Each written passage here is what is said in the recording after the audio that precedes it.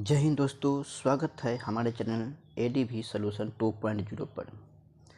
आज मैं एक अहम मुद्दा पर बात करने आया हूं, जिसका नाम है बेल्ट्रॉन।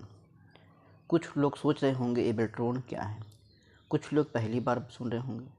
मैं बता दूं, बेल्ट्रॉन बिहार राज्य इलेक्ट्रॉनिक विकास निगम लिमिटेड है, जो बिहार राज्य का उपक्रम है। यह एक सरकार की तकनीकी ज़रूरतों को पूरा करने और आईटी परियोजनाओं को लागू करने में मदद करती है। कुछ दिन पहले बेल्ट्रॉन 2024 में फॉर्म निकाला था डेटा एंट्री ऑपरेटर डीईओ के लिए, जिसमें शैक्षणिक योग्यता की बात करें तो 12वीं पास एवं 1 साल का कंप्यूटर डिग्री बेल्ट्रॉन ने मांगा था। और इसका फीस जो है SC ST के लिए 250 रुपये और सभी महिला उम्मीदवारों के लिए 250 रुपये, जबकि सामान्य वर्ग के उम्मीदवारों के लिए 1000 रुपये रखा था। हम अगर एग्ज़ाम की बात कर ले तो एग्ज़ाम में 60 MCQ ओनली कंप्यूटर का, केवल कंप्यूटर का 60 ऑब्जेक्टिव क्वेश्चन पूछा गया था, जिसका टाइम दिया गया था 1 घंटा, जिसमें कम से कम पास होने के लिए 50% अंक लाना अनिवार्य था। इसमें कोई भी नेगेटिव मार्किंग नहीं था। अगर हम टाइपिंग की बात करें तो दक्षता का स्तर अंग्रेजी में न्यूनतम 30 वर्ड पर मिनट या हिंदी में न्यूनतम 25 वर्ड पर मिनट होना चाहिए था। सबसे बड़ा समस्या यहीं पर उठ रहा है, जब बेल्ट्रॉन ने हिंदी में 25 वर्ड पर मिनट और इंग्लिश में 30 वर्ड पर मिनट मांगा था, तो इसके अनुसार पैनल क्यों नहीं बनाया गया। अब बेल्ट्रॉन ने बताया था कि हिंदी टाइपिंग के प्राप्तांक के अनुक्रम में मेघा सूची आधारित पैनल बनाई जाएगी, लेकिन बेल्ट्रॉन ने सबसे खास बात यह है कि अपने दिए गए नोटिफिकेशन पर रिजल्ट जारी नहीं किया है, जो नियम के खिलाफ है। हम लोग की मांग है जो बेल्ट्रॉन ने अपने नोटिफिकेशन में जो बातें बोली है उसके अनुसार ही रिजल्ट जारी करे।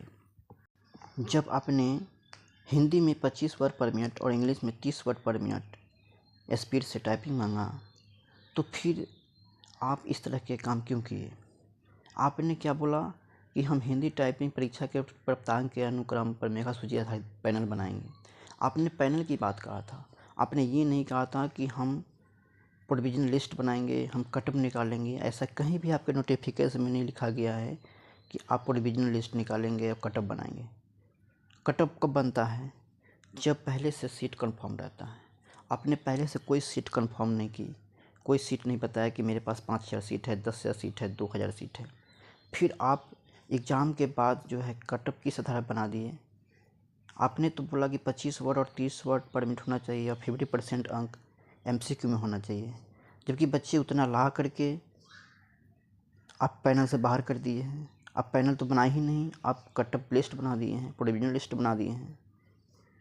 आपसे निवेदन है कि आप जो है प्रोविजनल लिस्ट न बना करके पैनल बनाएं। बेल्ट्रॉन से हम लोग का कुछ मुख्य मांगे हैं जो इस प्रकार हैं।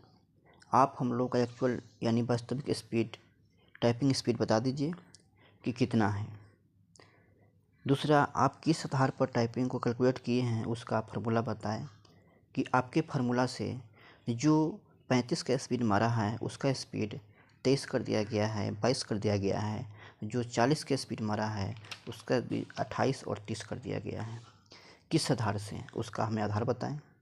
तीसरा, आप प्रोविजनल लिस्ट को रद्द कर आप जो 2019 में पूरी पारदर्शिता के साथ जो पैनल बनाए थे उस पैनल को उसी तरीके से पैनल बनाएं, उसी प्रकार से इस बार भी जारी करें पैनल। हमारे साथियों के साथ आपने धोखा ना करें,